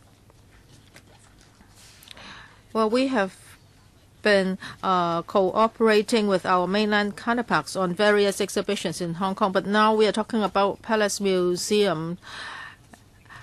And now even for thematic exhibitions in Hong Kong, they would only last for 3 months or so. But of course, for the Palace Museum, it will be much longer. And now we have a quota. It's only 120 artifacts, but in the future, will at least be 900 artifacts in the Palace Museum. So under the present system, this cannot be done. In the future agreement, we hope that we can be able to get all these, but now we cannot give you the details. So after signing the agreement, nothing can be changed. P.S. Well, as to what artifacts will be allowed to come to Hong Kong would be decided by our mainland counterparts, but we will be fighting for the best interests of Hong Kong people. How about the future maintenance of the HKPM? Who's going to pay for it? The WKCDA or the HAB? As for the whole project, when we look at its operating expenses and income, they would be kept and done by the WKCDA, so the Palace Museum would not be sharing the income. This has already been mentioned in the MOU. Ms. Claudia Mo. Getting personal, but it's terribly ironic to hear Mr. Pascoe say we'll keep on we're doing this public engagement thing. Well, don't you think that's a bit too little too late? I mean, this whole Palace Museum affair is almost like a shotgun marriage. It's a fait accompli. It's already there. And you're telling us the opinion of the public and of this the Legislative Council actually count. Well, you can't blame us for being suspicious about the findings, the results of your opinion surveys or public opinion studies, whatever, polls, right? The question, the allegation is, could you assure us that, well, the allegation is that you did not do anything before or after to manipulate the results of this particular opinion thingy on the Palace Museum, that this public opinion poll business wasn't a standby operation or mechanism to make sure that things will get past the 50% majority mark, and so on and so forth. Could you give us some assuring, really assuring statement that nothing of that sort has happened? Mr. Prescott. We always anticipated having to do a public opinion survey. That was part of the program for this consultation exercise. I don't believe it's ironic that you talk about an ongoing public engagement for a project that's going to last 5 years at least for the build. And then public engagement that should have started 2 years ago. As far as I'm concerned. Sorry, we didn't start this exercise 2 years ago. Well, because the whole thing's kept under wraps. As soon as it could be made public, it was. All right. Okay. So that statement you just made is the best assurance you can give. Well, I'm happy to cut off my left arm and give you that assurance. Would that make any difference to you? honestly, this exercise, the reason I didn't do it myself, I didn't commission my marketing team to go out and do the exercise, was precisely because of the attitude I'm getting here today. I knew that members of this council would be highly critical. I knew members of the community would be highly critical if we did it. Therefore, I chose to employ a reputable, independent agency to carry this out for us, not to do it ourselves, because I felt that was the best way to ensure, first, that it was done professionally, and second, that it was done reputably. And that was always from the start. You swear you never did anything like, this is the contractor to do the opinion thing, and you would say, this is the sort of result, the sort of figures we would want. Please work them out for us. You never did that, right? I'm not going to answer that. Ask Robert to answer that. 好啊，研究顧問公司，不如你都回應下。我諗我哋做咗咁。I've been in this profession for a very long time. We have our own ethics. We would not be influenced by our clients in any way. Now, some companies may ask us to do surveys. Well, I'm talking about companies in the private sector, not the government. And they want the result to meet their expectations. We don't do that. Now, when we do government projects, we're very professional, and we are not related to the private sector in any way in this regard. I think this is very important. Mr. Yu Si-wing, well, time is almost up. I have a very simple question. I think we have to look forward. So I think the public stance is very clear as to whether it should be built or not. I'm more concerned about the next stage. That is about the design of the museum and the exhibits. Well, we really want exhibits of national treasure level to come to Hong Kong. So will you consult the public and the relevant professions on this in the future? P.S. As for the HKPM and what exhibits will there be, this will be decided by the Palace Museum and the WKCDA. But of course, I understand that the public would like to be engaged. The public has also told us what kind of exhibits they want to see in the future. So in the coming days, well, in the coming years actually, while we are preparing for the PM, we will continue to conduct public consultation and engagement. I think the M+ Museum has been doing that a lot. How about the design? When we have a detailed design, we will come back to this subcommittee to listen to members' views.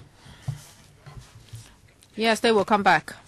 And time is almost up. I believe Ms. Tanya Chen still has some questions. Yes, I have two requests.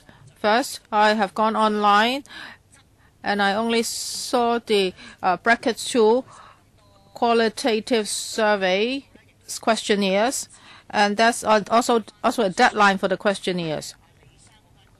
And for Mr. Lee's company, you have conducted a poll. I want to see the questionnaires.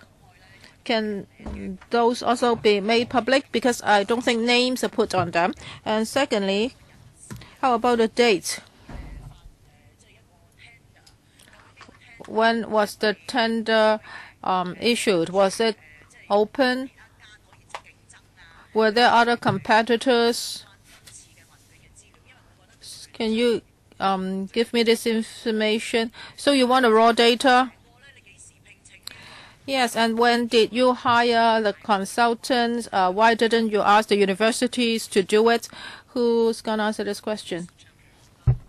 Universities were perfectly at liberty to reply for the tenders. I believe at least one did submit a tender for this. It was an open tender. We didn't do it, privately or secretively. I'm quite happy to give you those dates. How about the raw data?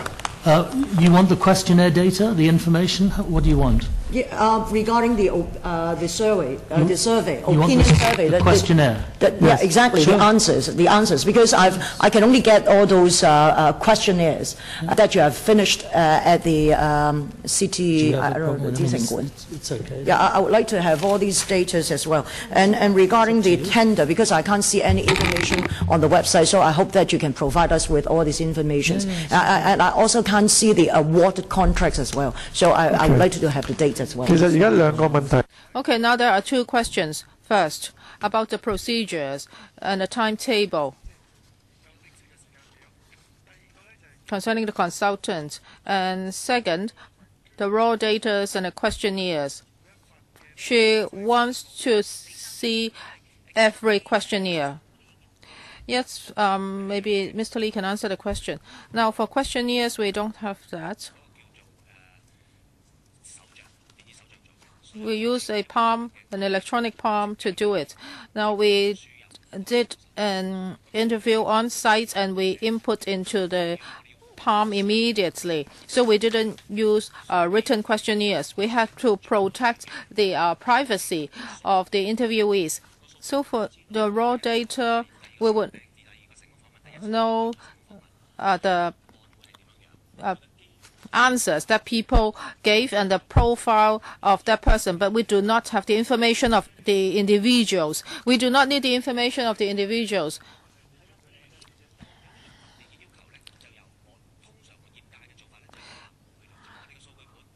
So we have our raw data, and then they will be given to the WKCDA. They would decide how to use the data. We are under international conventions. So for all this data, they cannot be disclosed independently. This has to be done very carefully.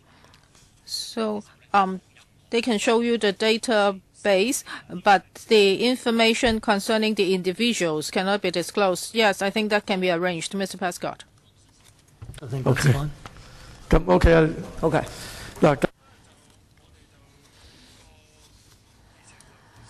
Okay, let's wrap up the discussion of this item here. And for our next item is implementation of the integrated basement to West Kowloon Cultural District and a funding request. Government officials are here already. And this involves funding proposals. I would like to remind members that according to Rule 83A of the Rules of Procedures, if members have direct or indirect pecuniary interest, before you speak, you have to disclose the nature of the interest.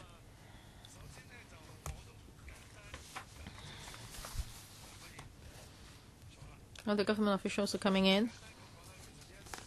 And I'd like to give you some background. Why are we discussing this item today? Last time we talked about the bridge and the basement, and many members thought that the bridge was very expensive, including myself. We sent a letter to the WKCD and the PS concerning the cost of the Artist Square Bridge. We hope that they can take our views into consideration. And before the meeting, we got a reply from the Home Affairs Bureau, and it's positive. It says that it has heard our views and it would be revisiting the cost of the bridge. And they will come up with a new design. However, for the integrated basement, it's more urgent. So they would take away the bridge for the moment. And that also includes the underground part of the bridge, so they will take away that part, and they would just like to seek our support for the integrated basement for the moment. So for the bridge, they have to redesign it, and then they will come back to us later.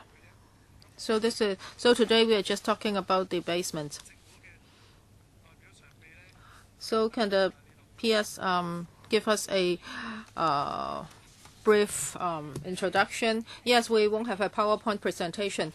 Well, the chairman has made it clear. Chair, you said that last time two projects were taken together. That is third stage of the basement, as well as the tunnel and the bridge. But then members were of the view that the cost for the Artist Square Bridge was too costly. Now you would like to get more information about the SB, and you want us to review whether there would be an alternative for the SB. We weren't able to do that. We will come back to you later on in relation to the revised cost for the SB. But then for the rest, it is more urgent. We need to have the LTC above the basement. So if we can't get the funding, then we have to defer the LTC. In fact, the WKCDA is calling for tender. It will end by June. So we need the money, otherwise we can't finish the basement. So we have taken out the 15-meter ASB, as well as the 28-meter long escalator leading to the Artist Square, measuring about $100 million. So we are adjusting the fund needed. It will be $3.6 billion. So less than $3.8 billion previously requested. So we urge members to support our paper so that we can go to the PWSC. By 4:50 p.m. we need to finish this item. So your views, please. 4 minutes each. Helena Wong. What about the other outstanding items? When will they come back? Permanent Secretary. You mean the bridge and the subway? Yes, those that you have taken out. It will be funded by the government. It's a public works project. That is the Artist Square Bridge as well as beautifying the subway. But then, of course, we know that you are concerned about it. But then it takes time. There is still another item that will come back end of this year or earlier next year. That will be the subway connecting with the CG Center. So there will be 1 bridge and 2 subways later on. We hope that will come back later this year in relation to the SB. Without the bridge and the subways, are we going to lose anything? We still have the subway. We just want to beautify the subway. Well, it won't take long. So as soon as we get the money, we can finish the beautification in 1 year's time. For the new subway, it will take more time. But end of this year, we'll come back to get the funding for the other subway. Now, Chair, 1 bridge and 1 subway will be taken out. So the revised figure is $3,638.5 million. In paragraph 14.14b, I think the largest amount of money will go to the essential basement structure, costing $1,762.5 million. Why so costly? Is it because you need piling? Maybe the CDD can answer. Ms. Pang. Well, we explained last time, for the basement, there are few functions. First of all, supporting the LTC above ground, and then we have to provide for a road that can accommodate the double-decker buses, and we have to protect the AEL. That's why it will cost us so much money, a total of $3.6 billion. And then the scale is huge. It is like 3 times the grass pitch of the Hong Kong Stadium. That's why the sum of money is of that figure. Helena Wong. After granting the money, the construction will be tendered out. In other words, you have $41.4 million for consultants' fees. Have you invited the tenders? Yes, Ms. Pang. Yes, it is underway. As the PS has said, tendering is underway. If everything is smooth, round about June, we are going to get the outcome. So you started the tendering, and yet you are getting our approval. Is it unprecedented? No, it's quite common to have parallel tendering. We will inform the tenderers that we can only approve the tender after the legislature has given a green light. So the validity period will be longer than usual. Construction will be given to the tenderer, and then the consultant engineer will be overseeing the project. So what about the CDD? And what about the WKCDA as well as the administration? What is your role in monitoring and assuring the quality? PS. The WKCDA is responsible for the LTC above ground. So to have better interfacing, we're entrusting it to the WKCDA in relation to the basement. The CDD and the HAB will be monitoring closely the progress, because after all, it is a public works project, and if the department's support is needed, we'll also try our best to do so. Thank you, Mr. Yu. For the bridge and the subway, of course, I hope that it will come back to the LegCo ASAP, because it's part and parcel of the entire project. We don't want them to hold up the progress. My first question is about the cost. Now, you have deferred, so has it added to the cost? The overall project cost may have been lower, but then as a result of the late submission of this part, is it going to increase the cost for this part? Mr. Prescott. Mr. Chairman, it's difficult to give you a definitive answer until we tender for it, but yes, it's likely that there will be an increase in overall cost, but maybe there'll be a small reduction in unit cost, so it sort of balances it out. I don't think there'll be much difference at the end of the day. OK， 咁所以我哋都請。All right. So we'll urge the WKCDA and the Permanent Secretary to work harder in relation to the alternative option. Yes, otherwise, the more delay we have, the higher the cost will become. Well, with the Hong Kong PM, I want to know whether that would entail adjustments to your original estimate about the vehicular flow and the pedestrian flow. So for the traffic for the basement and for the car parking needs in the basement, have you reconsidered them? Otherwise, we may have a large number of tourist groups or a large number of people coming to the WKCDA, and we don't want to see congestion and confusion right at the beginning. Outer traffic impact assessment study to look at this. The location that has been identified for the Palace Museum is not on the basement, so it doesn't affect it directly. But the basement, of course, will in future be the main access for most of the traffic. So because we're just talking about this phase and not the whole basement, at this stage it won't make any difference. We've taken that into account. 好，冇咁清楚啊。咁冇問。All right, so it's clear. Claudia Mo, thank you, Mr. Chairman. Well, today we are glad to see that at least the administration has been responsive.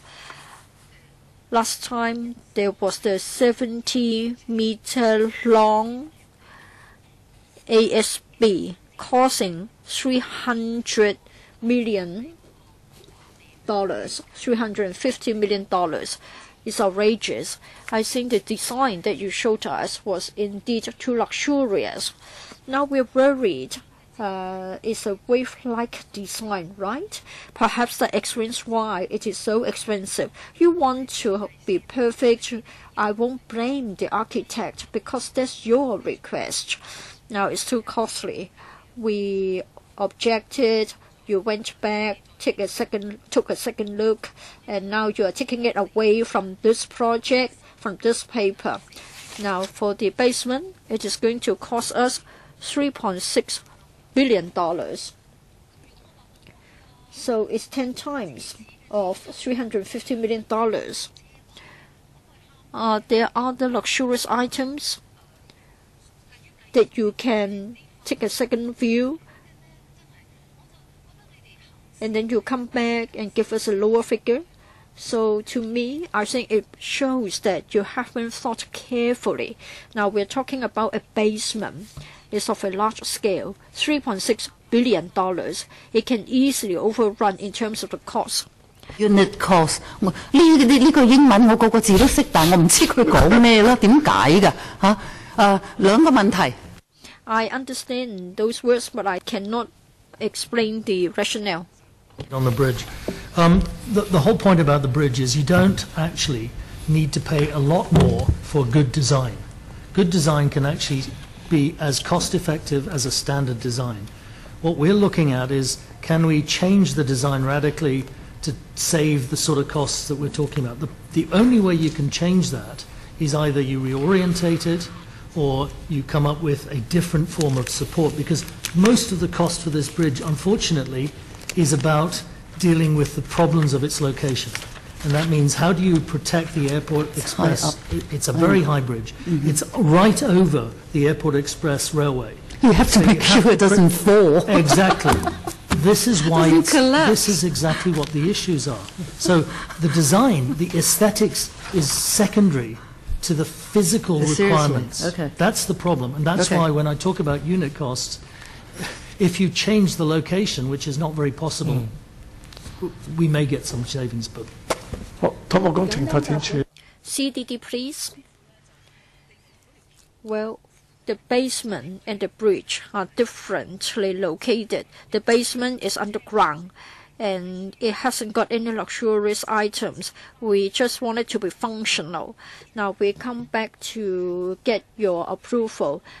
We have deducted $100 million for the bridge. We have also lowered the estimate for other parts correspondingly. Say, for example, the cost given to the WKCDA. Pascal doesn't like it, but then it is $60 million for a $3 billion project.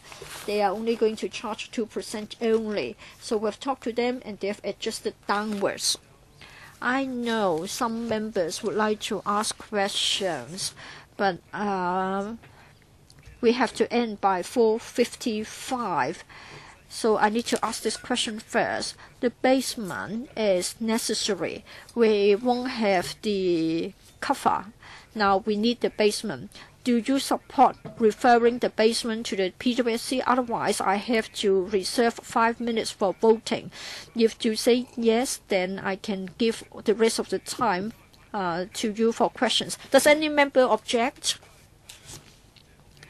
If everybody finds it okay, then we can just carry on.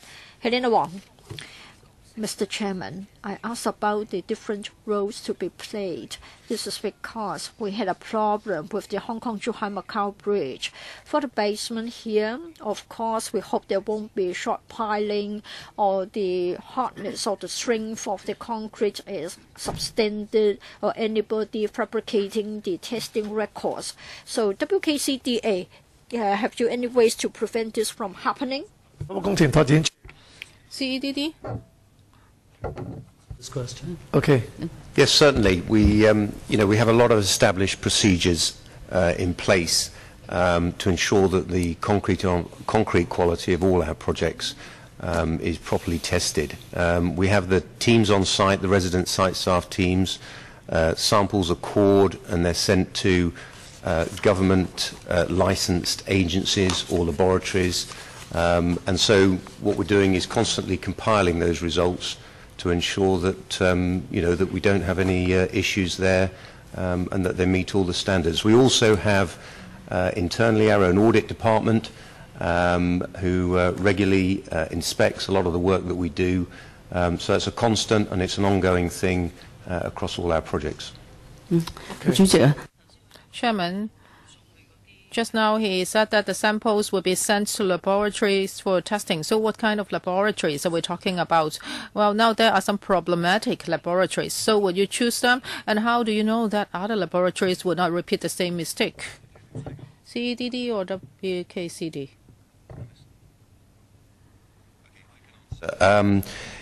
In Hong Kong, you have the Hong Kong Laboratory Accreditation Scheme, where they're listed laboratories under the government, and we have a list that we can happily provide to members of the ones that we're using on our projects. One is called, for example, the Hong Kong Testing Company Limited, which is a government laboratory which we use. So, when we receive the results from these, the idea is that we would analyse them, put them on the schedule, and see that that there is a quality achieved across our project. Well, Chairman, we can just rely on these laboratories to do the tests. But now we've seen problems with laboratories which are also certified by the government. So if you trust them, if a problem happens, when will you discover that? And will it create a disaster for your integrated basement? What measures do you have in place so as to ensure that such mistakes would not be committed by your laboratories? Do you have a mechanism? WKCD? Also carry out our own tests. I mean, we have a large, number of staff on site. The engineers and contractors. In the industry, there's known as these hammer tests. Where we core into the concrete ourselves, and we test it for its, rebound to check that it's of the right quality. So, if for some reason, the results that we receive from the laboratory show any sort of pattern which is odd, then we can carry out our own tests and we can employ contractors to do that. Well, I would like to alert the WKCDA and the government. I hope that they can do random checking, and you cannot just rely on the laboratories. Don't trust the laboratories all the time. And for the integrated basements, do you have any disaster response measures? If there's a serious car accident down there, then all the people will be trapped underground. Do you have any emergency plans?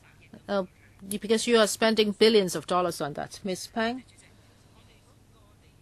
As for the basement, now, because there will be vehicles, so we have to adhere to the relevant building rules and the vehicular access rules. Now, there would be appropriate means of escape and means of access for firefighting and rescue, and there will be fire detectors as well as fire safety facilities.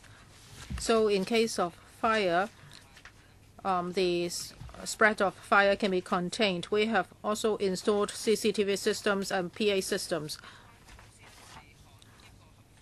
So all these are in compliance with the law's requirements.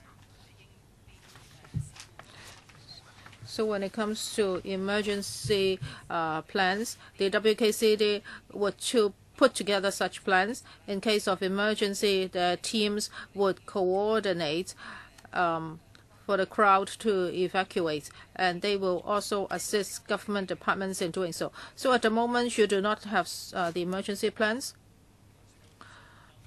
Chairman, in fact, during the design, we've been working very closely with fire services, etc., to ensure that the design is suitable. The next stage, once members have approved the funding and the construction gets underway, then my security team will be working with fire service, police, etc., to develop those contingency plans.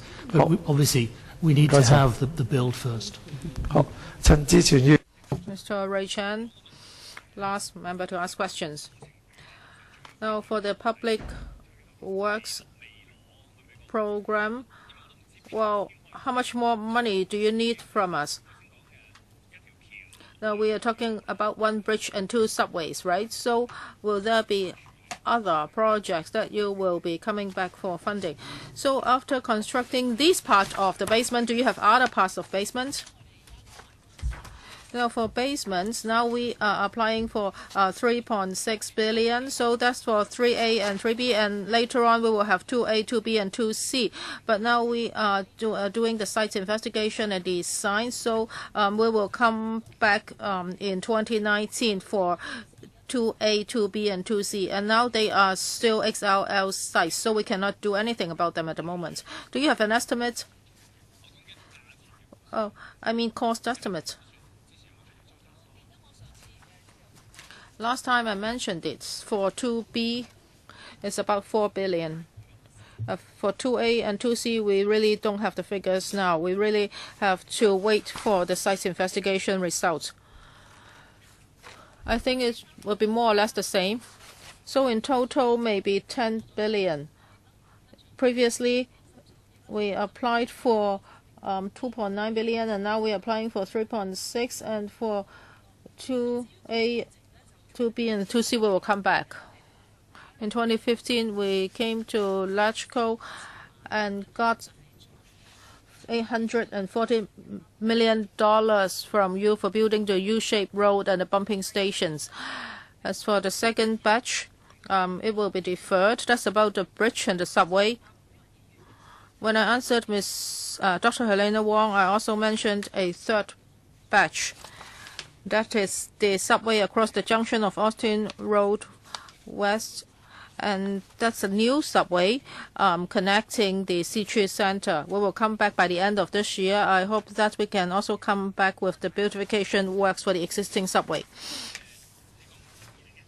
So 2019 is for 2A, 2B, and 2C. So you will come back for that whole batch. But for 2A and 2C, you don't have the cost estimate yet.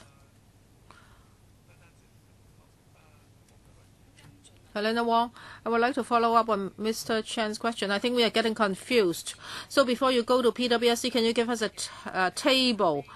Now, for 3A and 3B, how much you've got and what will be remaining, and when will you come back? So that we will have a rough picture. Yes, please give us a paper after the meeting. Mr. Junius Ho.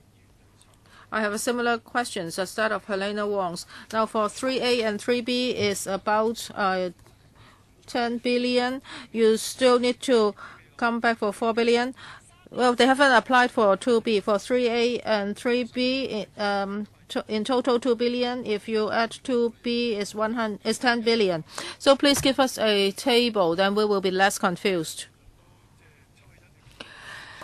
So now they have taken away the bridge, so things are quite smooth today. So they will be going to the PWSC.